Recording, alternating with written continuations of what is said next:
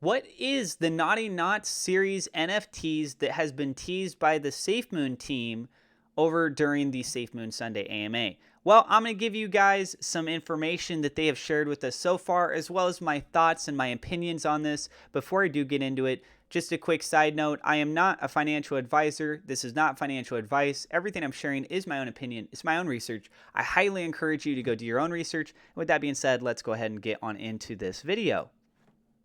NFT news coming out. We are coming out with our own NFT line called Naughty Knots, and this will be Naughty Knots Series 1. Naughty Knots. So that'll be released here soon. It's something that we've been working on for a little bit, but it's going to be done the right way. So this will tie into our MDE experience, so the Metaverse Development Experience NFT line. Yes. And then what we're also doing is we're scaling up the gaming side of our team, because we want to be able to anchor these NFTs into the real world, just like we want to do with the wind turbines in either in a supported environment that supports Metaverse Development Experience. You'll be able to use your NFTs that have a real world application inside the metaverse, and then they live symbiotically together in a beneficial way. So basically the way to think about that is your NFT could look like the skin and everything about your NFT could appear or have an identity one way, but then when it's pulled over to a different platform, it has a completely different identity. But you would use the same NFT throughout all of these different platforms. Well, it'd be like, so you have the wind turbine in real life, turning and burning, doing its thing. And then in the game, you've got a resource generator that you've installed on your little plot of land.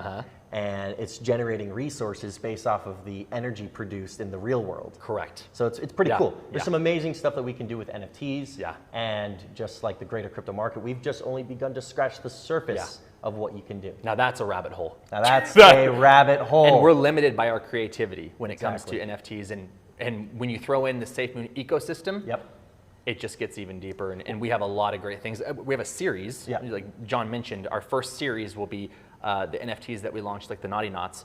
But then after that, our series will get more and more complex. Exactly. They will evolve. They will evolve, like our company. Yeah. Well, even down to we were talking about this earlier. Imagine being able to map your genetic code, put that into an NFT, and then it's just like instant identification. It's put on a QR code on your driver's license or something. And all of that information is updated through the URI. And done. Or even down to a fingerprint that is the NFT. It's just data points that make a unique fungible token, non-fungible token. Exactly. So, anyway. Okay, so let's go ahead and get back to what my thoughts are on all of this. That's a nice little comprehensive introduction to what they've been talking about. Some key takeaways is that they're talking about building a bigger team. And so you got to ask yourselves, when they come in to sell these NFTs, who's making a profit from them?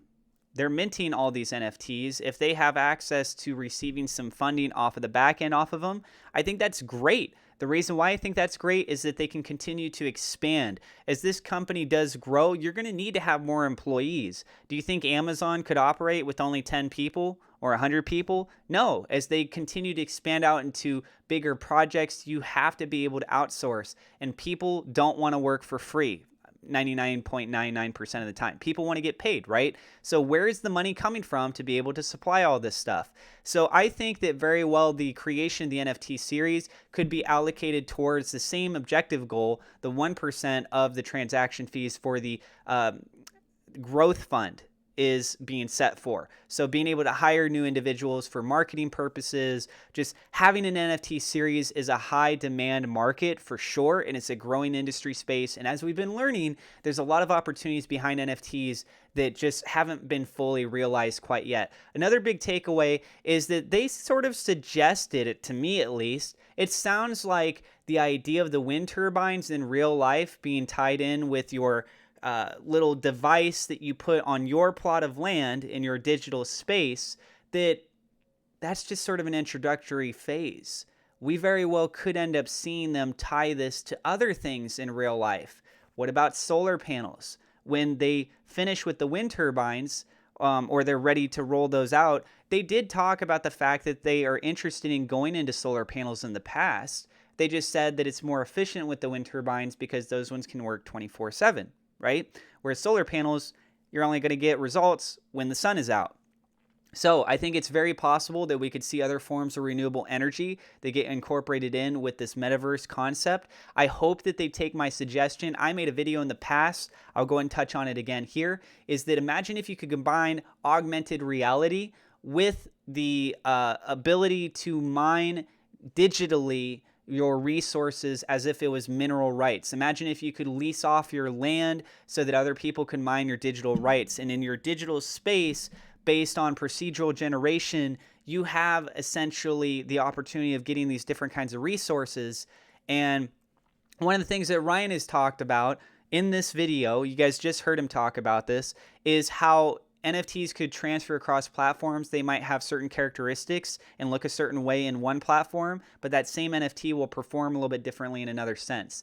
Well, you might be scratching your head thinking, how would they structure something like that? So my theory is that they would take a model system similar to that we've seen with, for example, Axie Infinity. So in Axie Infinity, you have different generations of breeding. Those give them certain qualifications. You can only breed them a certain amount of times. That's one metric standard that you could take a look at, and using that as an example. Another key element is that they have different body parts. So based on the visual look of them, this is more important, is that with these different visual looking pieces, you have some that are more rare compared to other pieces, and those give you certain move sets. So in a battle-based strategy game like what Axie Infinity is, those can come in very handy.